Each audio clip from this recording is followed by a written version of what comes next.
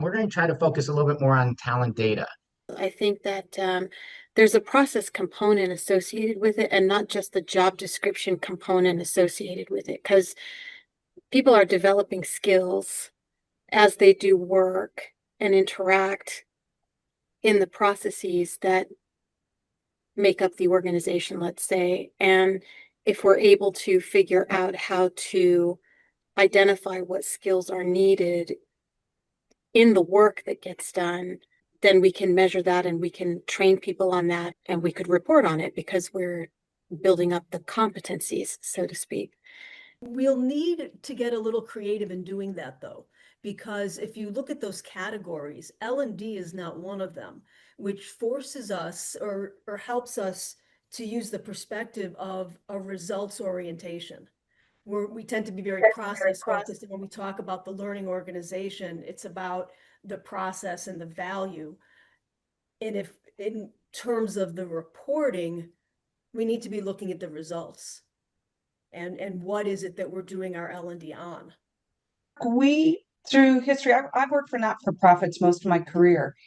And through history, we reported to the board or to the senior executive team the value of the investments that we were making. So if it was a leadership development investment, we would look at movement statistics, whether those folks were promoted, moved into new opportunities. We also would identify behavior change metrics, whether that was from the perspective of their supervisor or from a 360 around them. We would basically try to highlight the return on the investment that they were making, whatever that investment was for whatever that population was. We've talked today a little bit about the who, so the C-suite, senior leadership, communicating with our senior leaders around data. So this is a tool that's based on a couple of different tools that I've worked with in the past. And so essentially it says there are these 5 different pieces to be able to communicate data effectively or when sharing with the senior leadership. So I think this is really helpful. It's, to your point, it's a helpful way to frame it, and then reversing it to your point, understanding why they say prove it or why they're bored or whatever. You can backtrack into, oh, you know what? I didn't fill out the story, or it wasn't compelling enough, or we missed the whiffing for them. So I think this is really helpful. The one thing that I don't see here is when they're all aligned, what do you get? And that must be the assumptive, hey, you're in, let's go. This is great, right?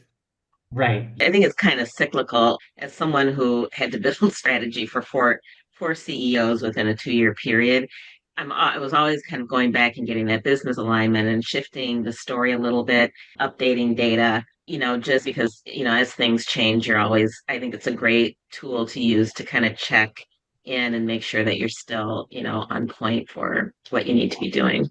I think there's a really important step there to define what decision are we trying to make, and then to use that to frame what data will reduce our uncertainty around this decision enough that we can move forward in a productive way. I feel like a lot of the conversations with executives around data can get derailed if we haven't put some sort of scope on there, because we're working with talent, and that's just naturally fuzzier than your percentage of warranty claims compared to sales revenue, or hold time at a call center or things like that.